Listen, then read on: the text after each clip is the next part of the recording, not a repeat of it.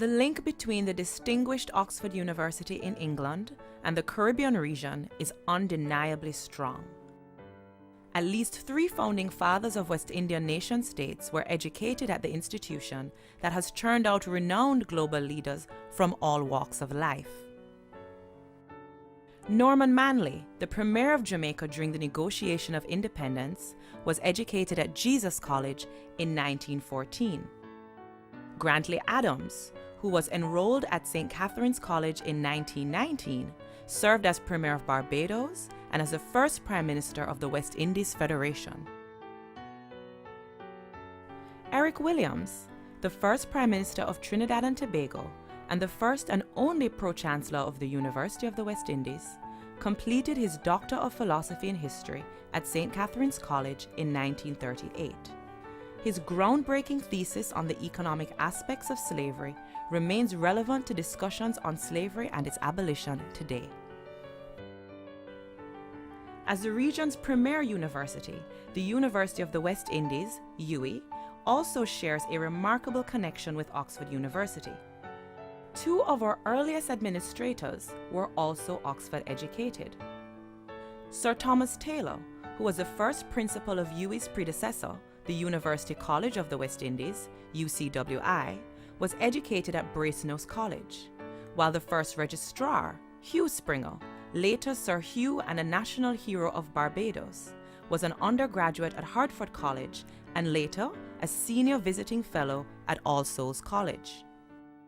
Perhaps the strength of the Oxford University of the West Indies connection is best epitomized in the lives of Sir Alister McIntyre and Professor Ralston Rex Nettleford, who both attended Oxford University in 1957 and have both served as UWI vice-chancellors. Sir Alister McIntyre, a Caribbean stalwart in academia and regional economic development, pursued postgraduate studies at Oxford's Nuffield College. His experience, though not without trials, was rich and impactful. The college, by intent, sought to bring people of the time to lunch or dinner, usually dinner. So the prime ministers came and the leaders of the opposition came and a lot of the ministers and international people and so on. So from that point of view, the college was a unique experience because you really got close to a number of people who you would otherwise only read about in the newspapers. A renowned scholar with many publications pertinent to Caribbean developmental issues, McIntyre's first job after his Oxford experience was as a lecturer in economics at UWI, and despite many stints outside the region, he would also have his last job there. Hailed as one of the region's finest public servants, McIntyre served as Vice-Chancellor at UWI from 1988 for 10 distinguished years.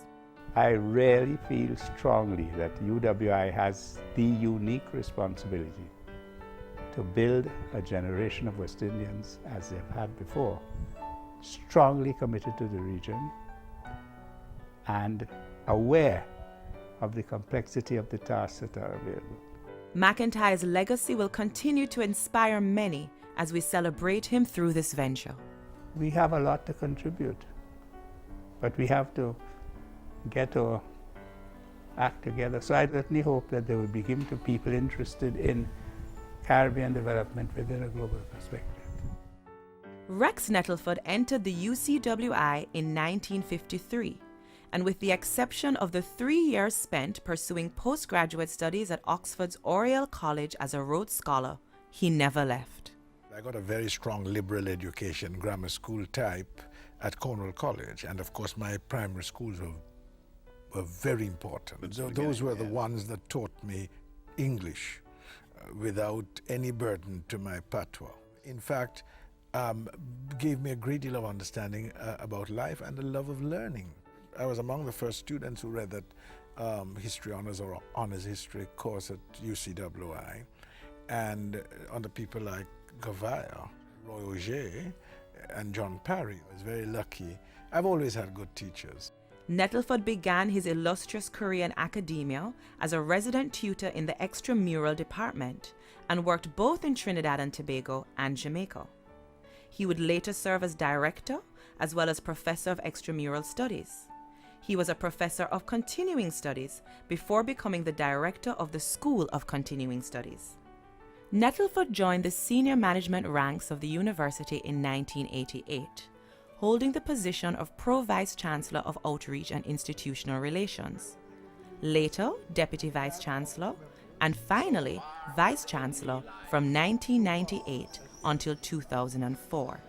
My interest all along was in ideas, ideas that move societies, how societies are formed, and I've always taken a very personal interest, deep interest in Jamaican Caribbean cultural phenomena. All the approaches to learning that I picked up from my study of history and politics, I applied to cultural and social phenomena of Jamaica and the Caribbean.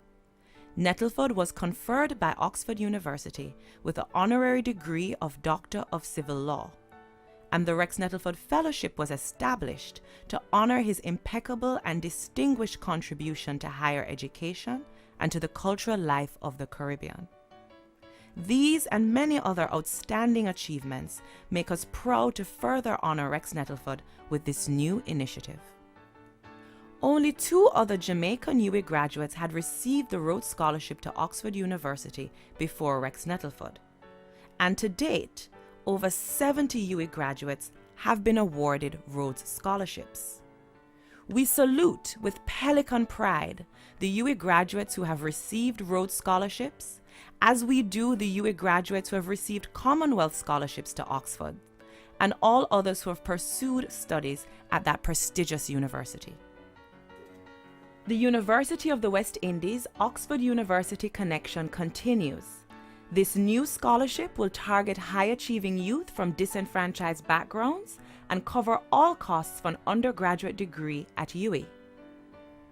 And so, in honor of 2 sons of the Caribbean who led and served the University of the West Indies with excellence, we are launching the McIntyre Nettleford Vice-Chancellor Scholarship, celebrating the history between our universities and recognizing the importance of making a global educational experience accessible to our most promising young scholars.